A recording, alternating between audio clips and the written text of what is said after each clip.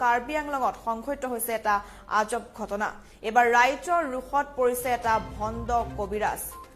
পুনৰ জনাইছো কাৰ্বি আংলঙৰ ডংকামুকাম আৰক্ষী চকীৰ অন্তৰ্গত চিতৈ আদঙত আজি দুপৰীয়া ভাগত গণপ্ৰহাৰত মৃত্যু হৈছে ভণ্ড কবিৰাজৰ জৰাফুকাৰ দোহাই দি এগৰাকী যুৱতীক অনৈতিক কাৰ্য কৰিছিল সেই ভণ্ড কবিৰাজে আৰু গণপ্ৰহাৰতে মৃত্যু হৈছে হুছেইন আলী নামৰ সেই ভণ্ড কবিৰাজৰ আৰু জানিব পৰা মতে দীৰ্ঘদিন ধৰি এইদৰে জৰাফুকা কৰি আহিছিল কাৰ্বি আংলঙৰ সেই অঞ্চলটো আৰু এইদৰে অনৈতিক কাৰ্যত লিপ্ত হৈছিল বহু যুৱতীৰ সৈতে কিন্তু অৱশেষত ধৰা পৰিল এগৰাকী যুৱতীক বন্ধ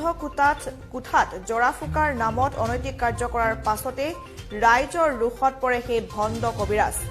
এক হুৱা দুৱা পৰিস্থিতিৰ সৃষ্টি হয় এক হুলস্থুলীয়া পৰিৱেশৰ সৃষ্টি হয় সেই স্থানত আৰু তাৰ পাছতে ৰাইজে লপাথপা দিয়াৰ লগতে গণপ্ৰহাৰত মৃত্যু হৈছে সেই ভণ্ড কবিৰাজৰ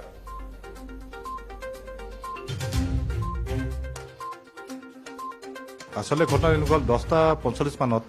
আমাক এই যিটো চিতৈ আদং গাঁৱৰ গাঁওবুঢ়া আহি পেলাই ডংকামুকাম আউটপোষ্টত জনালে যে তাত মানে এজন মানুহক কিবা মাৰপিট কৰি থকা বুলি তো আমাৰ ইমিডিয়েটলি আমাৰ আইচি ডংকামুকাম গাঁওবুঢ়াক লৈ পেলাই গাঁৱত গ'ল দেখিলেতো এজন মানুহক তাত মাৰপিট কৰি থকাটো হয় লগে লগে তেওঁ চিভিল হস্পিটেললৈকে নিয়া হ'ল চিকিৎসাৰ কাৰণে কিন্তু তেওঁ তাত ডক্টৰে ঢুকোৱা বুলি ক'লে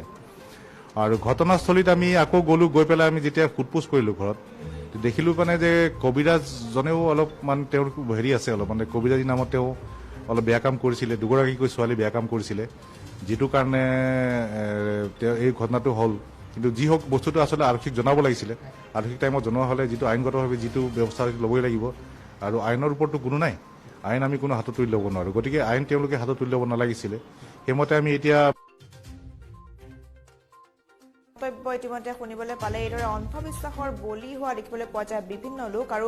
জৰাফুকাৰ দৰে সেই অন্ধবিশ্বাসৰ যি কাম সেই কাম বিভিন্ন স্থানত চলি আহিছে আৰু পুনৰবাৰ সেই একেই ঘটনা অন্ধবিশ্বাসৰ বলি হৈ পেলাই এগৰাকী যুৱতীক এইদৰে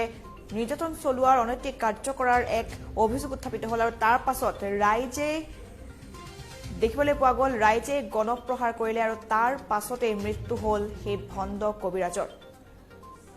আৰু পুনৰ জনাইছো সেই ভণ্ড কবিৰাজৰ নাম হৈছে হুছেইন আলী আৰু হুছেইন আলীৰ ঘৰ হুজাই জিলাৰ ৰায়কাটাৰ চন্দনপুৰত বুলি জানিব পৰা গৈছে আৰু এই ঘটনাৰ পাছতে দেখিবলৈ পোৱা গৈছে সমগ্ৰ অঞ্চলত তীব্ৰ প্ৰতিক্ৰিয়া